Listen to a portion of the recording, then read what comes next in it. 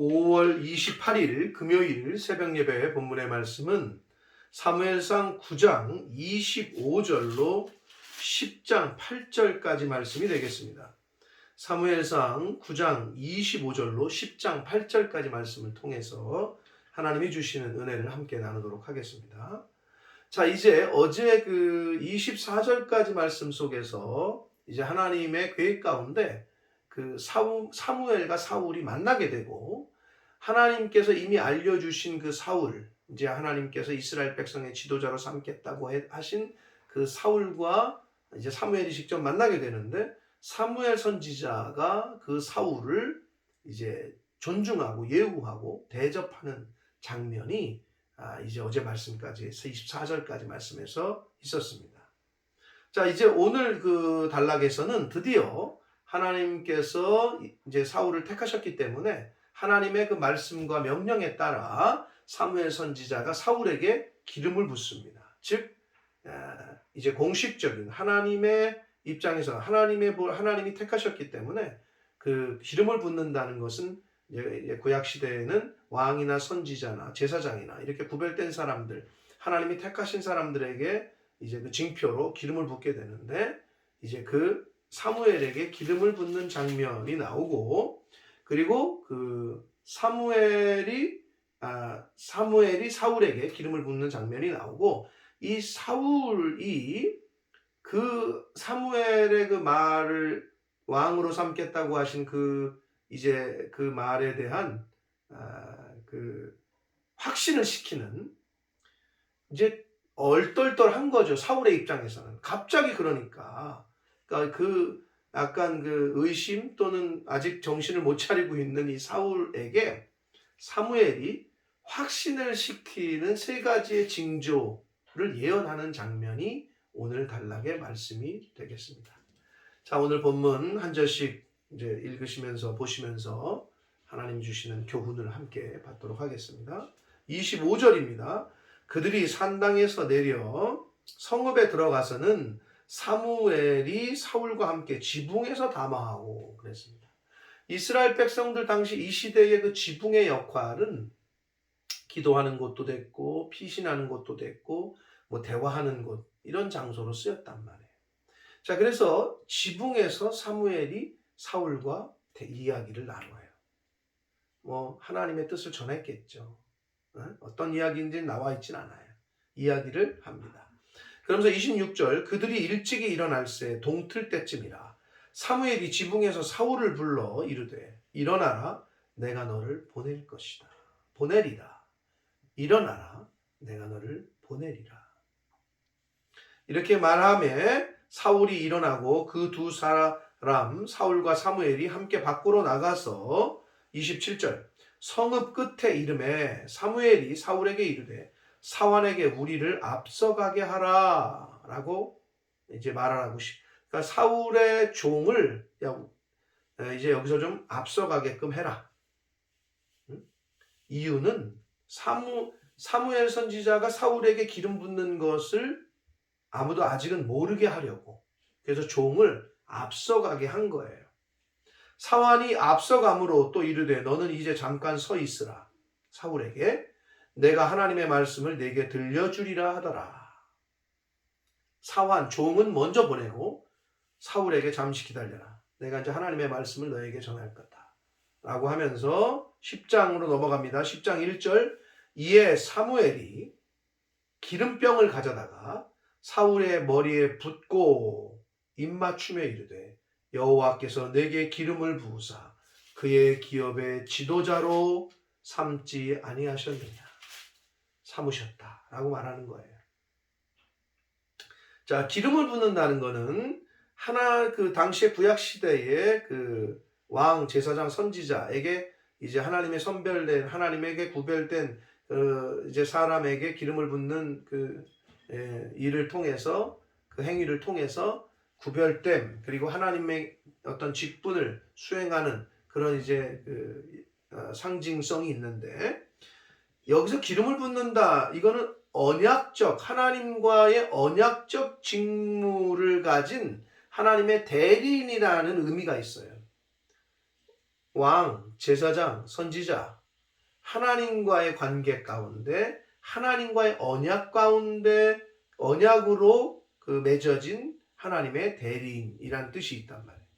그래서 하나님과의 관계 가운데 언약에 대한, 약속에 대한 순종이 요구돼요. 그게 기름 부음이에요. 그러니까 하나님 앞에 기름을 부은 사람들은, 기름 부음을 받은 사람들은 하나님과의 언약을 지켜야 되고, 하나님과의 언약에 대한 순종이 요구되는 그런 사람들이에요. 네. 자, 그래서 이제 그의 사울에게 기름을 붓게 됩니다. 이제 하나님이 이스라엘의 초대 왕으로 선택을 하셨기 때문에. 그러면서 2절부터 이제 6절까지 해서 세 가지 징조를 사울에게 이야기를 해줘요. 사무엘이. 네. 왜냐하면 사울 입장에서는 너무 얼떨결하잖아요. 그래서 확신을 심어주기 위한 그 세 가지 징조를 예언을 하는데 2절 내가 오늘 나를 떠나가다가 베냐민 경계 셀사에 있는 라헬의 묘실 곁에서 두 사람을 만날 것이다. 라헬의 묘실이 베냐민 지파 땅에 있었어요. 라헬이 누구예요? 베냐민의 엄마예요.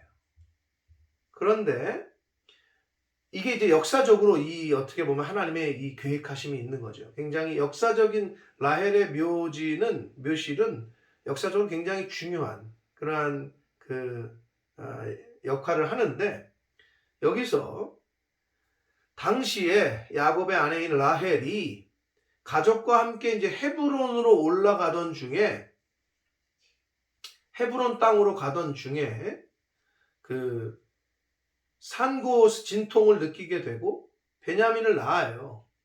근데 이제 그때에 그 라헬이 베냐민 그 아들을 낳았는데 베노니라는 말을 해요. 아들의 이름을. 그게 이제 슬픔의 자식이란 뜻이었어요. 베노니. 이제 베냐민을 낳고 죽거든요.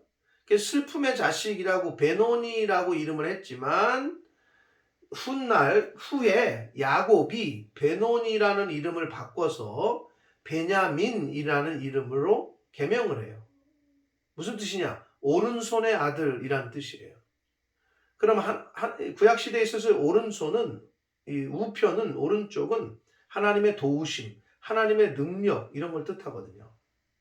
그래서 그러한 역사적인 스토리가 있는 곳이 베냐민 지파 땅에 있는 그 라헬의 묘지였단 말이에요. 그런데 하나님께서 그 베냐민 지파 사람인 사울을 라헬의 묘실 곁으로, 라헬의 묘지가 있는 곳으로 지나가게 하시다가 두 사람을 만나게 할 거라는 이 스토리는 이미 하나님의 계획 가운데에는 베냐민 지파 가운데에서 이 초대 이스라엘 왕을, 사울을 택해서 이제 하시려고 하는 그러한 연계의 어떤 연계점을 이어주게 하는 게 바로 베냐민의 엄마인 라헬의 묘지의 그런 역할입니다. 베냐민 지파 땅 안에 라헬의 묘지가 있었단 말이에요. 거기로 지나가다가 두 사람을 만날 거라 그래요. 구약에 있어서는 꼭 증인은 한 사람이 아니라 두 사람이어야 되거든요. 두 사람 이상. 자, 근데 두 사람을 만나는데 그들이 말을 해줄 거라는 거예요. 뭐라고? 내가 찾으러 갔던 암나기들을 찾았다 이미. 응? 내 아버지가 암나기들의 염려는 놓았으나 너희로 말미암아 걱정하여 이르되 내 아들을 위하여 어찌하려 하더라 할 것이다. 그렇게 말할 거라는 거예요. 응? 네가 이제 그 라헬의 묘지 곁을 지나가다가 두 사람을 만날 건데 그 사람들이 그렇게 말할 거라는 거예요. 이게 첫 번째 이제 그 상징이고, 두 번째는 네가 3절 거기서 더 나아가다가 다볼 상수리 나무에 이르면 거기서 하나님을 배우려고 베델로 올라가는 세 사람을 만날 거다. 하나님께 예배하러 올라가는 베델, 하나님의 집 베델로 올라가는 세 사람을 만날 건데, 한 사람은 염소 새끼 셋을 이끌고 한 사람은 떡 3덩이를 가졌고 한 사람은 포도주 한 가죽 부대를 가진 자다. 이렇게 얘기합니다. 여기서 염소와 떡과 포도주는 어떤 의미를 갖냐 하면 염소와 떡과 포도주는 이렇게 귀한 사람에게, 특별히 왕에게 이렇게 드릴 때 이렇게 주던 선물, 그런 역할을 하던 물품이었단 말이에요. 염소와 떡과 포도주가. 그런데 4절을 보시면 그들이 사울 내게 문안하고 떡 2덩이를 주겠고 너는 그의 손에서 받을 거다. 그러니까 아니 그렇게 귀한 거를 왕이 되는 사람에게, 왕에게나 바치던 그런 거를 사울에게 그 사람들이 떡 2덩이를 줄 거다라는 의미는 왕이 될 사울에게 바친다는 의미.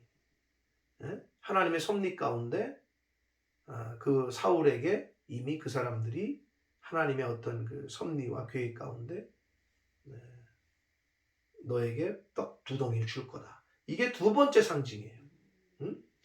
그리고 3번째는 그 후에 5절 내가 하나님의 산에 이르리니 그곳에는 블레셋 사람들의 영문이 있는지라.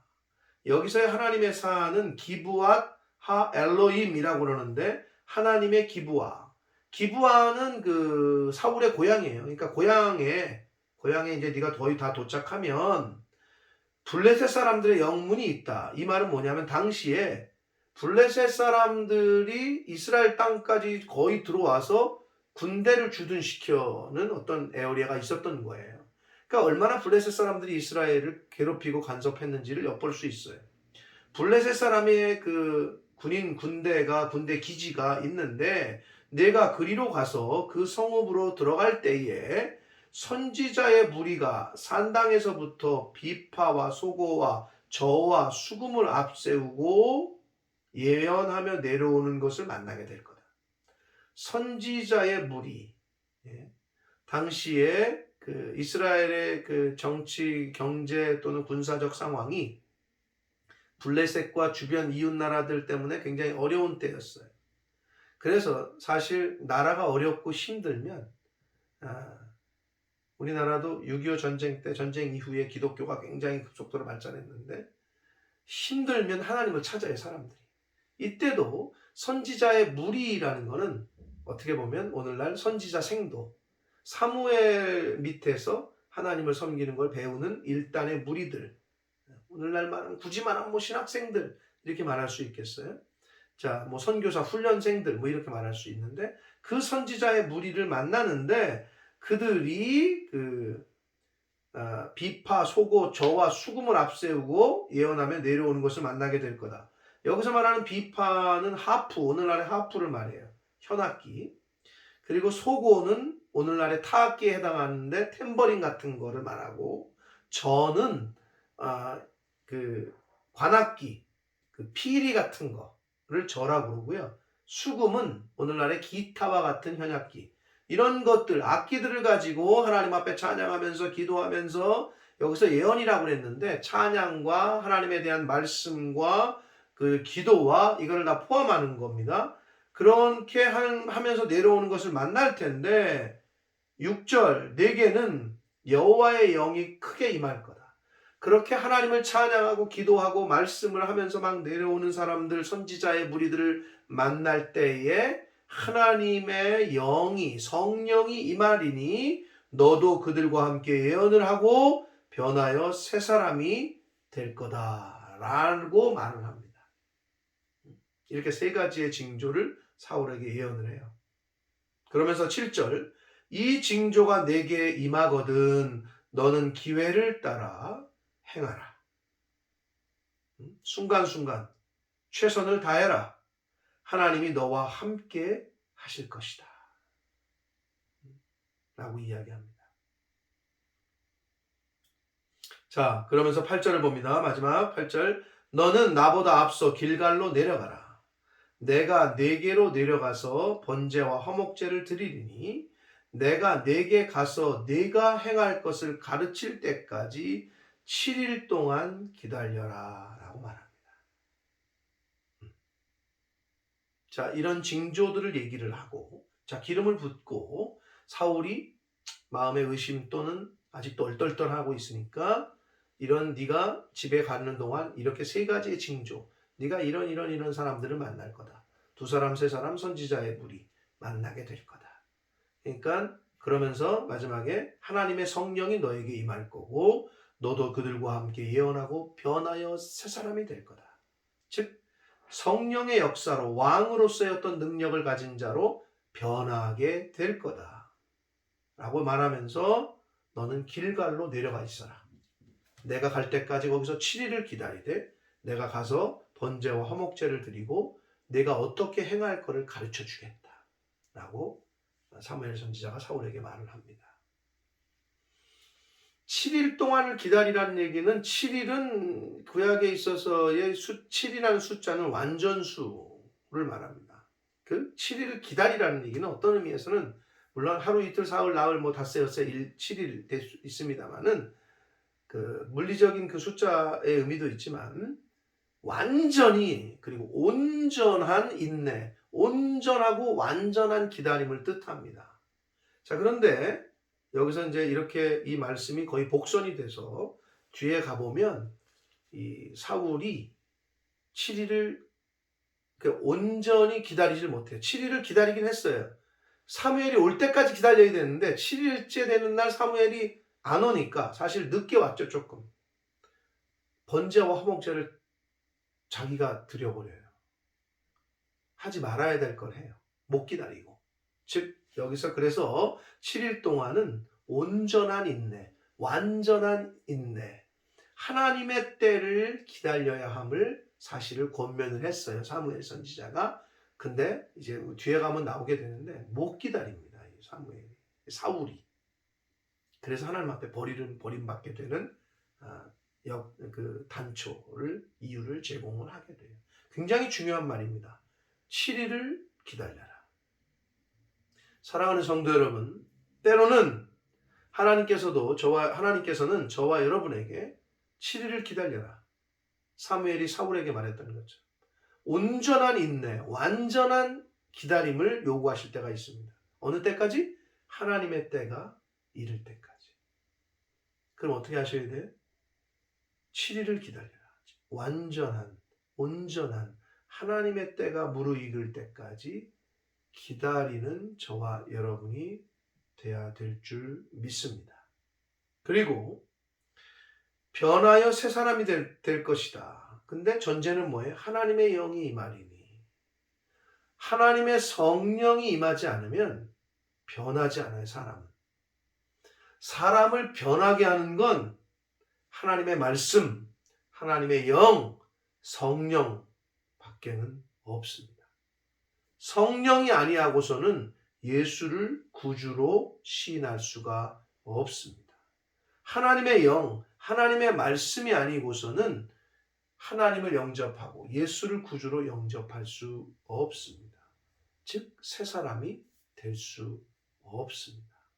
그러므로 하나님의 영, 성령 받기를 사모하고 말씀을 통해서 이 말씀이 곧 성령이시기 때문에 내가 내게 이른 말이 영이라 했기 때문에 하나님의 말씀을 통해서 우리가 변하여 새 사람이 될 수 있다는 것을 아시고 하나님의 말씀을 늘 가까이 하고 듣는 데 힘쓰고 읽는 데 힘쓰고 지키는 데 힘쓸 때에 하나님의 성령으로 말미암아 우리가 변하여 새 사람 될 줄로 믿습니다. 그러므로 사울이 하나님의 성령으로 말미암아 변화되어 새 사람이 되는 것처럼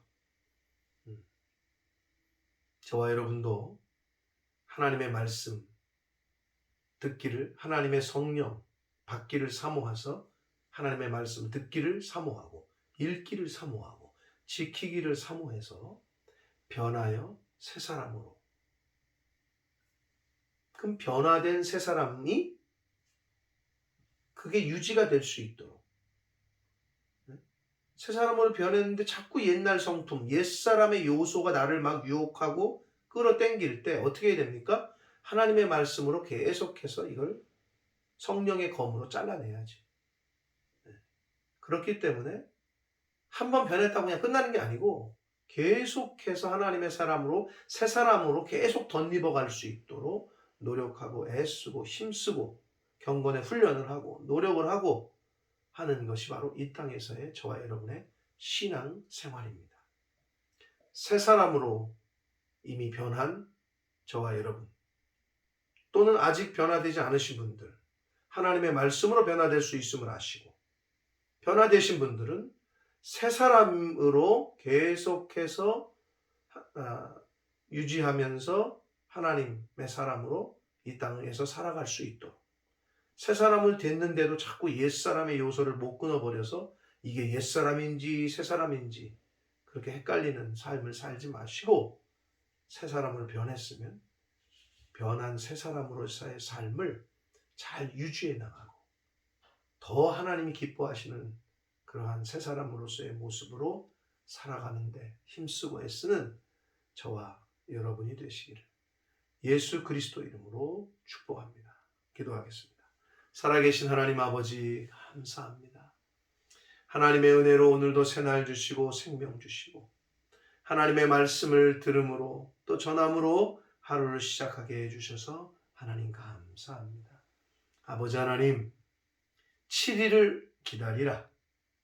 완전하고도 온전한 기다림, 인내를 요구하셨으나 사울이 그러질 못했습니다. 아버지 하나님, 하나님의 때를, 하나님의 시간을 온전히 기다리고 인내할 수 있는 저희들 모두가 되도록 주여 은혜 내려 주옵소서. 하나님의 영이 임하여 변하여 새 사람이 될 것이다 라고 말씀합니다. 하나님의 성령, 하나님의 말씀이 사람을 변화시키시는 줄 믿습니다.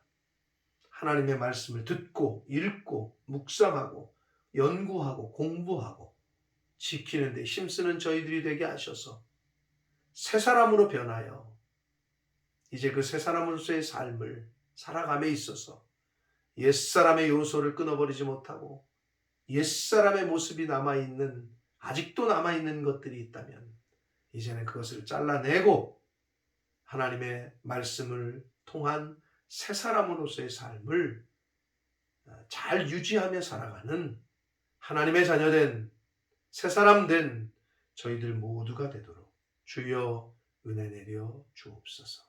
예수 그리스도 이름으로 축복하며 기도 올리옵나이다. 아멘.